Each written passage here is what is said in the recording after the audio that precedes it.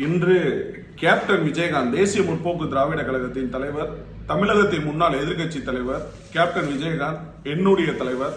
நான் அதிகமும் நேசிக்கக்கூடிய ஒரு திரைப்பட கலைஞர், நான் அதிகமும் நேசிக்கக்கூடிய ஒரு அரசியல்வாதி, நான் அதிகமும் நேசிக்கக்கூடிய ஒரு நல்ல மனிதர் அப்படின்னா ஒரே ஒரு ஆள் தான். ஆப்ஷன்லாம் கிடையாது, விஜயகாந்த் மட்டும்தான். எப்பயுமே, அதாவது இவர் இன்னைக்கு இறந்திருக்காரு, அதனால இந்த வீடியோ பதிவு கிடையாது.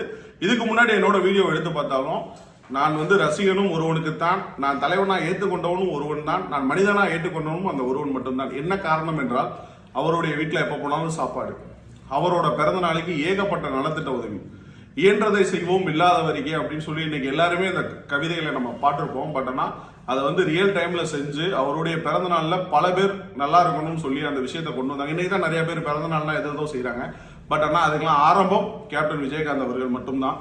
ஸோ மிகப்பெரிய அளவுக்கு ஒரு நல்லதை மட்டுமே செஞ்ச இந்த நல்ல மனிதனுடைய மறைவு அவர்கள் குடும்பத்திற்கு மட்டும் இழப்பு கிடையாது, திரைப்படத்திற்கு மட்டும் இழப்பு கிடையாது, அரசியல் தலைவர்களுக்கும் அரசியல் அவர்களுடைய தொண்டர்களுக்கு மட்டும் இழப்பு கிடையாது, இது மனிதர்களுக்கே இழப்பு. என்ன காரணம் என்றால் அவர் மனிதத்துடனும் மனித நேயத்துடனும் பழகக்கூடிய ஒருவராக இருப்பார்.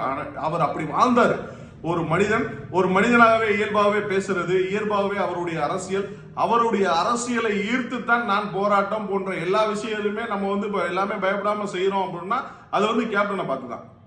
அவரை பார்த்து தான் நான் அரசியல் பண்ணணும்னு நினைச்சேன், அவரை பார்த்து அரசியலுக்கு வந்தேன். ஸோ இன்னைக்கு அந்த மனிதனுடைய மறைவு என்னுடைய வாழ்வில் நீங்காத ஒரு துயரத்தை தந்திருக்கிறது. எனக்கு மட்டுமல்ல, ஒட்டுமொத்த தமிழகத்திற்கும் மிகப்பெரிய பேரிழப்பு இந்த மறைவு என்பது. இவருடைய இந்த மறைவை தமிழக அரசு மரியாதை செய்வேன் என்று சொன்னது தமிழக முதலமைச்சர் மு க ஸ்டாலின் அவர்கள் சொன்னால் அதை நான் வரவேற்கிறேன்.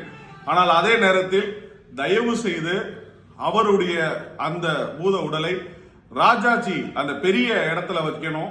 பொதுமக்களுக்காக அவரை அங்க வச்சாதான் அவங்க அஞ்சலி செய்ய முடியும். ஏன்னா இப்ப இருக்க இடங்கள் அதுக்கு பத்தல.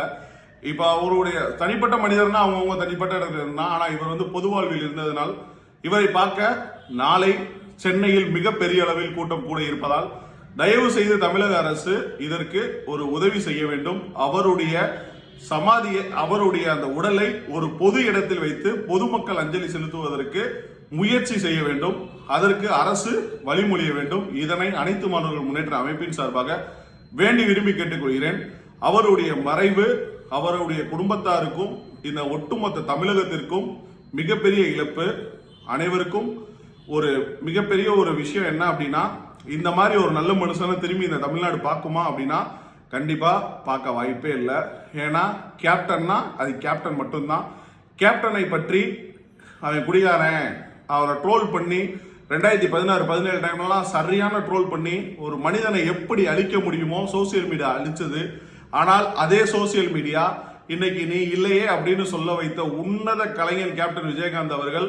இதுதான் அவருடைய வாழ்வில் வெற்றி பயணம், இதுதான் அவருடைய வாழ்வில் கிடைத்த மிகப்பெரிய அங்கீகாரம். இன்னைக்கு அவருடைய ஸ்டேட்டஸ் வைக்காத தமிழ்நாட்டில் ஒரு மனுஷன் கூட இல்லை. இன்னைக்கு அவர் தான் சிஎம். அவர் நல்லா இருந்திருந்தா அவர் மட்டும்தான் சிஎம் அப்படின்றதுக்கு இதை தவிர எடுத்துக்காட்டு எதுவும் இல்லை. மக்களுக்காக வாழ்வேன், மக்களுக்காகவே வாழ்வேன் என்று சொன்ன ஒரு உன்னத மனிதனின் மறைவு, இந்த மறைவு அனைவருக்கும் ஒரு பாடத்தை சொல்லும். மனிதனை மனிதனாக நேசிங்கள், அப்பதான் இந்த ஒட்டுமொத்த உலகமே உங்களை நேசிக்கும். இன்னைக்கு அவருடைய இழப்பை அவங்க குடும்பம் மட்டும் வேதனைப்படல, எல்லாருடைய குடும்பத்திலும் அந்த அழுகை இருந்திருக்கும். ஸோ தயவு செய்து சக மனிதனை மனிதனாக நேசித்து வாழுங்கள். எனது தலைவன் கேப்டன் விஜயகாந்த் அவர்கள் சொன்னது போல்.